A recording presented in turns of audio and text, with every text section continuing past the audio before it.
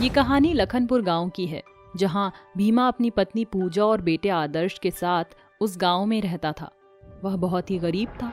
भीमा गांव में ही मिट्टी के खिलौने बनाने का काम किया करता था और उसे बाजार में बेचकर अपने घर का गुजारा किया करता था, जिसकी वजह से उसके घर में 2 वक्त की रोटी सबको नसीब हो पाती थी। लेकिन एक दिन की बात है, भीमा रोज की तरह ही अपने बनाए हुए मिट्टी के खिलौनों को बेचने के लिए घर से निकल ही रहा होता है कि तभी उसकी पत्नी पूजा वहां पर आ जाती है और उससे बोलती है, सुनो जी, आज शाम को आप घर आते वक्त थोड़े चावल खरीद के लेते आना, क्योंकि कल ही घर में चावल खत्म हो गए थे। ठीक है, मैं ले आऊंगा, लेकिन उससे पहले मुझे ये सभी खिलौने बाजार में जाकर बेचने होंगे, जिससे कि कुछ पैसे आ सकें और मैं उन पैसों से चावल खरीद कर ला सकूं। और इतना बोलकर भीमा खिलौने बेचने के लिए घर से निकल जाता है और बाजार की तरफ जाने लगता है कि तभी अचानक से उसके ठेले का एक कार से एक्सीडेंट हो जाता है, जिसकी वजह से उसका सारा का सारा खिलौना टूट जाता है और वह अपने टूटे हुए खिलौनों को देखकर बहुत ही परेशान हो जाता है। जिसके बाद वह दुखी मन से जंगल की तरफ जाने लगता है और वहां पहुंचकर एक पेड़ के नीचे जाकर बैठ जाता है और सोचने लगता है कि आज शाम को मेरा परिवार क्या खाएगा, कि तभी उसे दर्द से करहाती हुई कुछ आवाज सुनाई देती है। अरे, क्या कोई यहाँ है जो मेरी मदद कर सकता है? अरे, मेरे पैर में चोट लगी है, जिसकी वजह से मैं ठीक से चल नहीं पा रहा। कृपया करके मेरी मदद करो। जिसके बाद भीमा उस जगह के आसपास देखने लग जाता है और सोचता है कि आखिर ये आवाज कहाँ से आ रही है, कि तभी उसे घायल बाबा दिखते हैं और वह झट से जाकर उन्हें उठाता है और उन्हें थोड़ा पानी पीने को देता है। इसके साथ ही वह जंगल से जड़ी बूटी तोड़कर उसका लेप बनाकर बाबा की चोट पर लगा देता है। जिसके बाद भीमा बाबा से बोलता है, बाबा, अब आप थोड़ी देर यहीं आराम कीजिए, इससे आपकी चोट जल्दी ठीक हो जाएगी। लेकिन बाबा, ये चोट आपको लगी कैसे?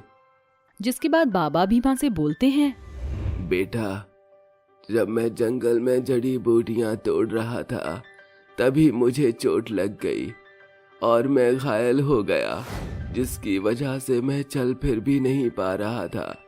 तभी तुम आए और तुमने मेरी मदद कर दी। तुम्हारा बहुत बहुत धन्यवाद बेटा।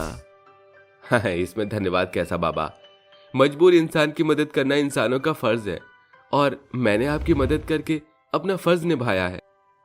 भीमा की ये बात सुनकर बाबा बहुत खुश हो जाते हैं और भीमा से बोलते हैं, बेटा, तुम बहुत ही नेक दिल और बहुत ही अच्छे इंसान हो। लेकिन ये बताओ बेटा, तुम यहाँ इस जंगल में क्या कर रहे हो? तभी भीमा बाबा से कहता है, अब आपको क्या बताऊं बाबा, मैं किन कठिन परिस्थितियों से गुजर रहा हूँ।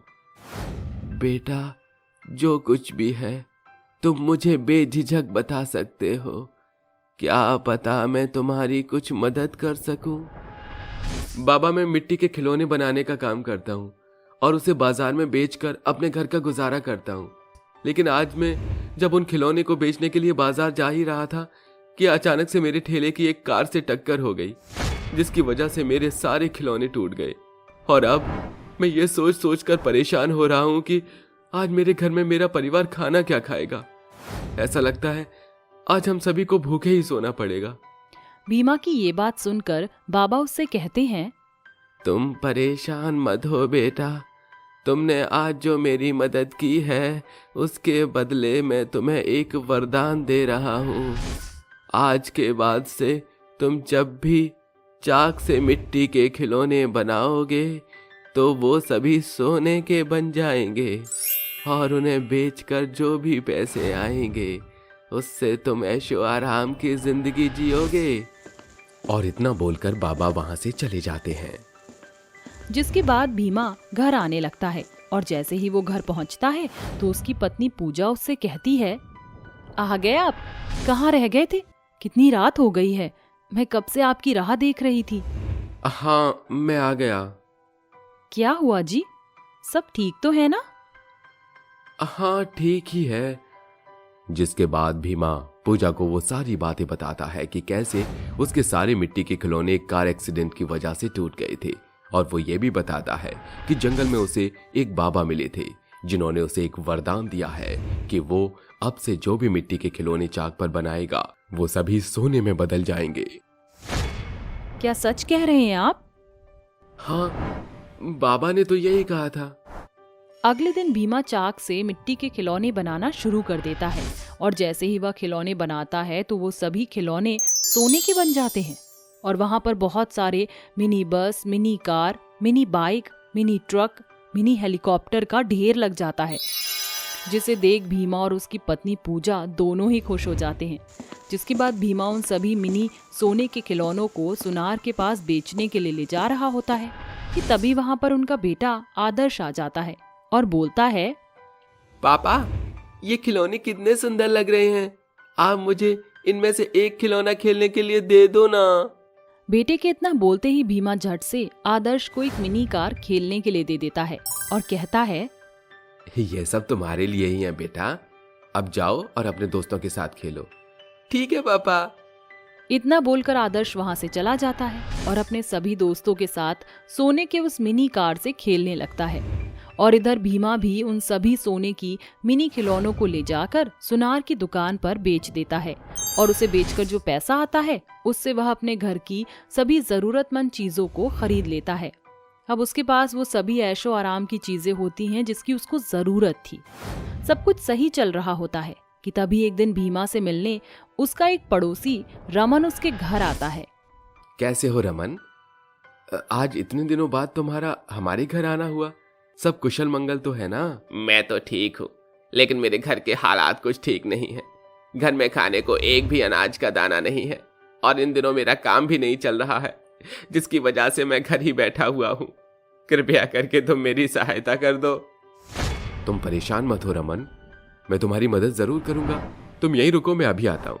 जिसके बाद भीमा जल्दी से चाक के पास जाता है और मिट्टी के खिलौने बनाने लगता है और जैसे ही वह खिलौने बना रहा होता है खिलौने सोने के बन जाते हैं और वहां पर mini bus, mini car, mini bike, mini truck, mini helicopter का ढेर लग जाता है और भीमा उन सभी खिलौनों को उठाकर रमन को दे देता है और कहता है, ये लो रमन, इसे तुम सुनार के पास बेच देना और उससे जो भी पैसे आए उससे तुम अपने घर का सारा सामान ले आना।